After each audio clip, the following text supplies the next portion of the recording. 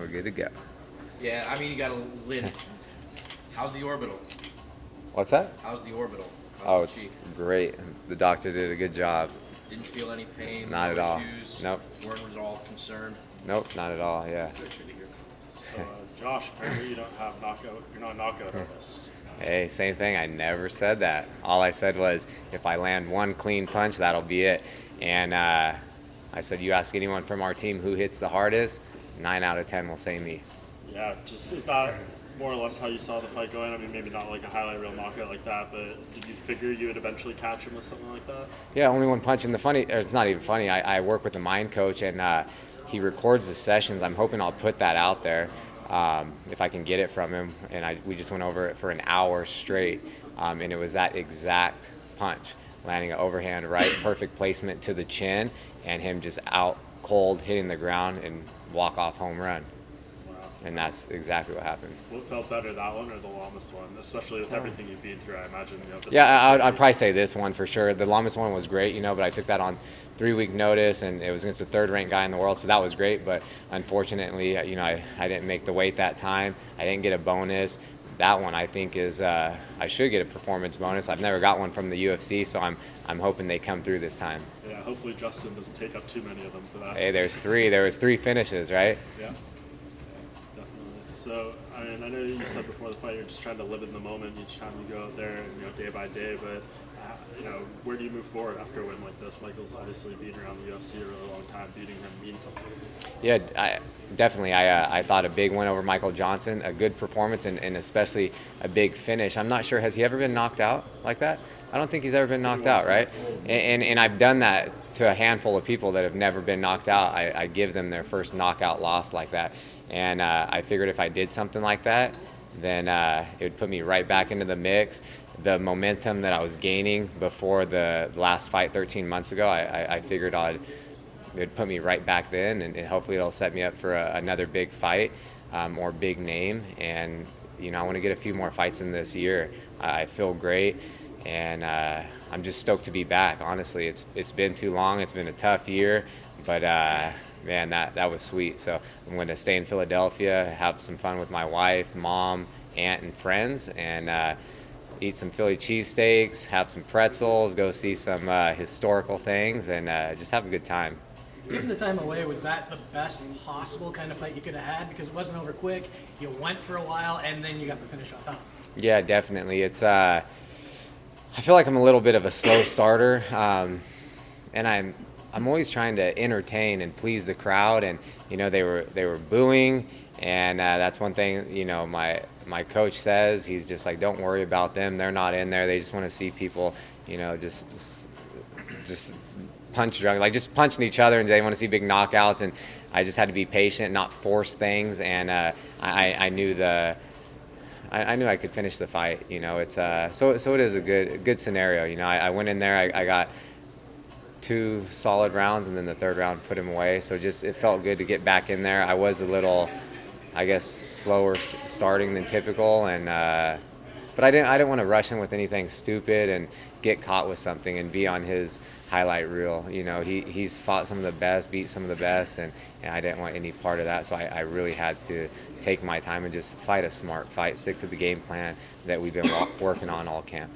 You mentioned working on the mental side of the game. Is that like a sports psychologist? Like, what exactly is it that you do? He's a mind coach. I guess you could say that, but he works with a lot of like military, I believe, like special forces, law enforcement agencies, and MMA fighters, and it's just a lot of visualization, and it's kind of like puts you into like these deep trances, and we just constantly go over things, and I visualize the fight. I see the fight, what I'm going to do. From walking into the cage, he puts me from like a bird's eye view, puts me in the corner watching it, doing it, landing those clean shots, and that's exactly what I said was going to happen. And I'll put that out there later if I can get that audio from him.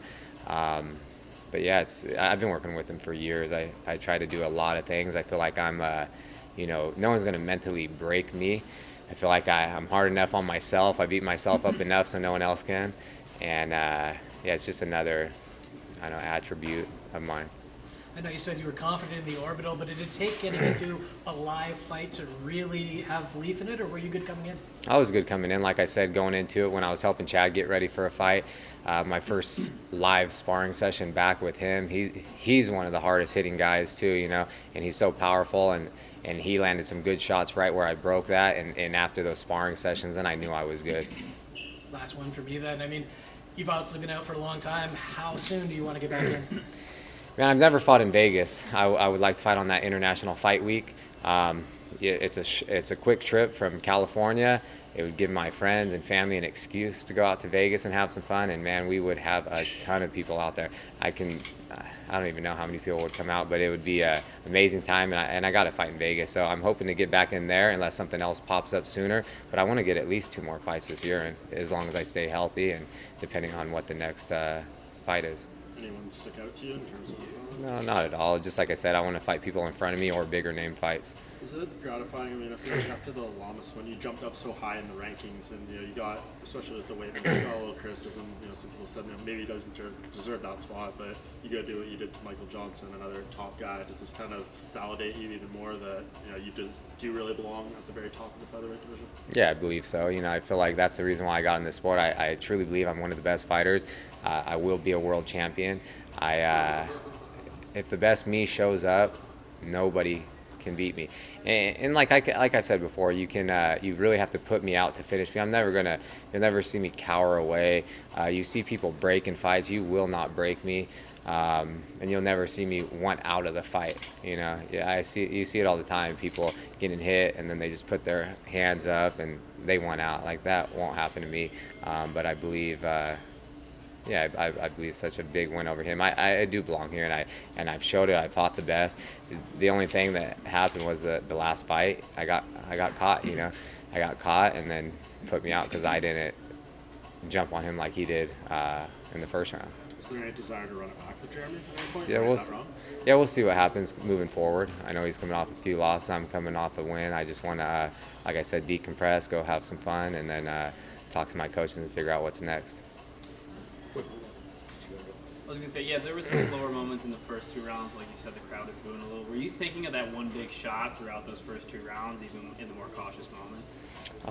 I came close to landing them. Like a few in the first round, I missed with the big one, just inches from him. And then in the second, a big hook.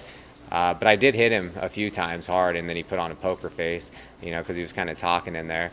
And I thought the first round, I won the first round. It was really close. I thought he won the second round.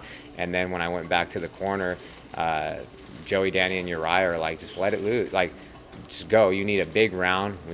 Possibly need a finish. Just go out there and just, who cares? And I was just thinking, okay, I'm going to go for broke. I'm going to go out there swinging. And, you never want to leave it to the judges' scorecards. I'm trying to finish the fight, even in the first round. People say that all the time. No one in this fight game is trying to do that. They're trying to finish the fight with every punch, so it's just the people that say that. No one's trying to let the judges decide what happens because a lot of times they don't know what's going on. But I just went out there and it took me a while to get going. That's all I can say. I feel like 13-month layoff, it just it was a little different, and I didn't want to rush in and get caught with something because he has so much experience. You know what I mean? What was he saying to you? Just his coaches, they were telling him things, and he was like shaking his head saying yes. One of the punches I thought was kind of funny. I barely missed with a huge uppercut, and it skimmed him. And then I heard one of my coaches say he felt that, and he was shaking his head saying no. And I told him I know I missed, and so that's why we were just kind of laughing about that. But I know you said you needed a big round in that 3rd round. That shot that put him away, were you, like you said before, were you just swinging, or did you see an opening that, you knew you saw it and bang, it was going to be right there? Yeah, I kept going with like the jab cross, and then I just knew I threw a jab, and then a jab to his body. He dropped his hands because I almost clipped him with that same right hand in the first, so I just got him to drop his hands a little, and then just kind of covered the distance and landed that perfect placement on his chin with the right hand. Couple just last quick questions. As you kind of answered this already, but you said he was dropping. A lot of people seem to notice he was dropping his left hand repeatedly. Mm-hmm. So that was the target, obviously. Mm-hmm. And southpaw versus orthodox match up well. So I'm just trying to get out of his foot. So I stepped outside when I hit the jabbed the body, and then it was just right there in line. And my last question, you were limping a little bit when you came in. Is everything okay? Yeah, I feel like in the first round, I'm not sure if I did something funky to my toe or knuckle. I think I might have dislocated or maybe broke a little something, but we'll see. I'm going to get an x-ray on Tuesday. I felt like I was stepping and something just kept, I don't know, just kept popping and moving in some weird way. So we'll see. But yeah, I'm fine.